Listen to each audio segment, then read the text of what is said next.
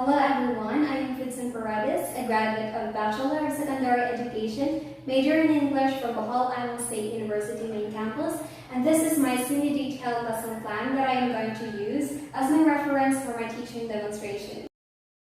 Everybody please stand for the prayer in the name of the Father, the Son, the Holy Spirit. Amen. May the Holy God bless us with all our decisions in life. In the name of the Father, the Son, the Holy Spirit. Amen. Okay, so before you take your seats, please arrange your chairs and pick the pieces of trash under your tables. Now please be seated. Class monitor, may I know who is absent?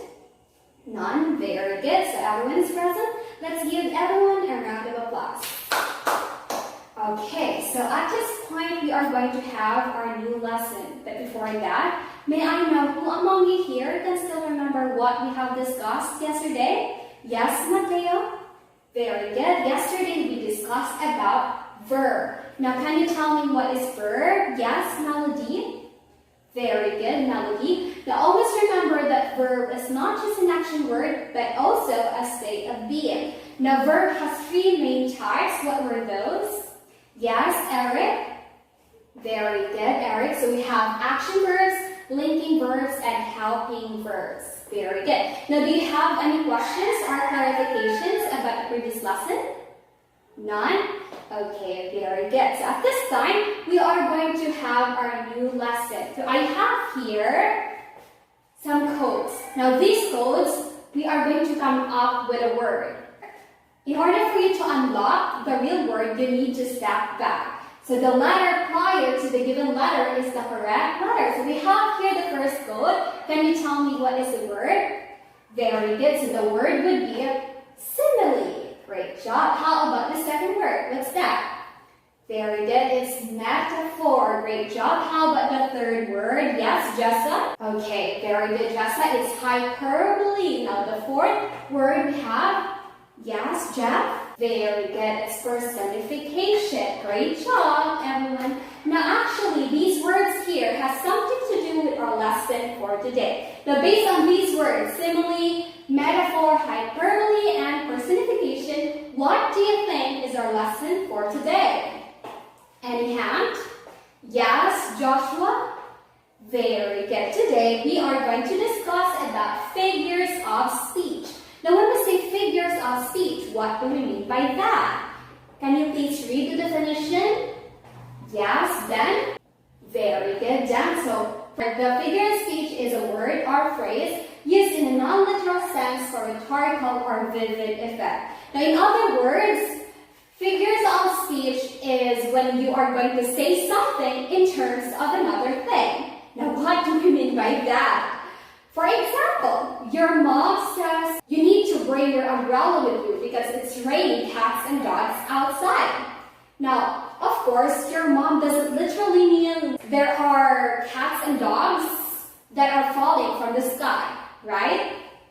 In other words, your mom is just using figures of speech. Is it clear?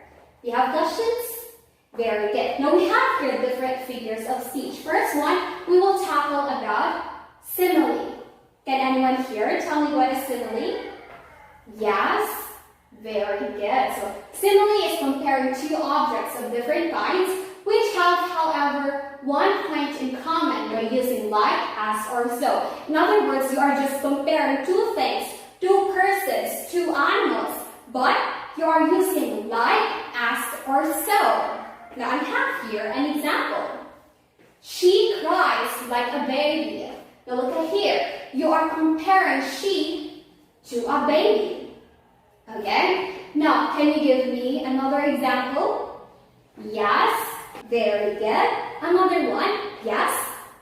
Okay, great job. Do you have questions about simile? None? Okay, let's proceed to the next one. We have here metaphor. Now, when we say metaphor, can you please read?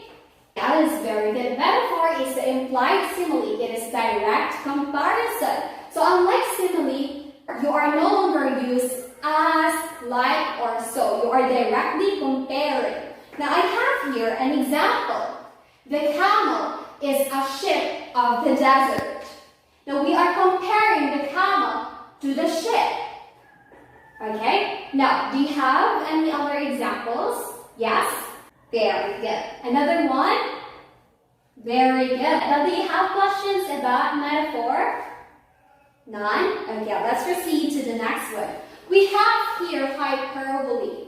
Now, when we say hyperbole, can you please read the definition? Very good. So, hyperbole is an exaggerated statement. In other words, it is like overstatement. We have the term OA, exaggeration. Now, I have here an example. I told you a million times that I don't like her. Now, in this example, of course, it would be exaggerated if you have said a sentence for a million times throughout your existence, right? That's why it is an example of hyperbole. Now, can you give me another example? Yes? Very good. Another one? Yes, you, Mark. Very good, Mark. Yes, you. Great job, everyone. Now, do you have questions about hyperbole? None? Okay, let's proceed to the next one. We have here personification. Can you please read the definition? Yes, you. Great job. So personification is inanimate objects are given human attributes and characteristics. I have here an example. The trees scream in the raging wind. Of course, can trees scream? No, very good. But you are just giving a human characteristic to the tree in order to emphasize the sound of the tree. Is it clear? Alright, do you have questions? Okay, very good. Now, I have here a question for you all. Now, can you tell me what is the essence of learning and understanding figures of speech? Any hand? Yes, Edward? Very good, Edward. So he said, the essence of learning and understanding figures of speech is that we were able to understand other person's point of view. Of course, not all people are using figures of speech, but we cannot deny the fact that there are also people who are using figures of speech. Now, in order for us to better understand their sentence, in order for us to understand their intention, we need to read or we need to analyze what they're trying to emphasize by reading it beyond what is being said. Okay? So that is why it is essential for us to understand and learn the different figures of speech. Great job, Edward. Can we please give Edward a round of applause? Okay, great job, everyone. Now, what is the purpose of figures of speech? Any hand? Okay, yes, Mark?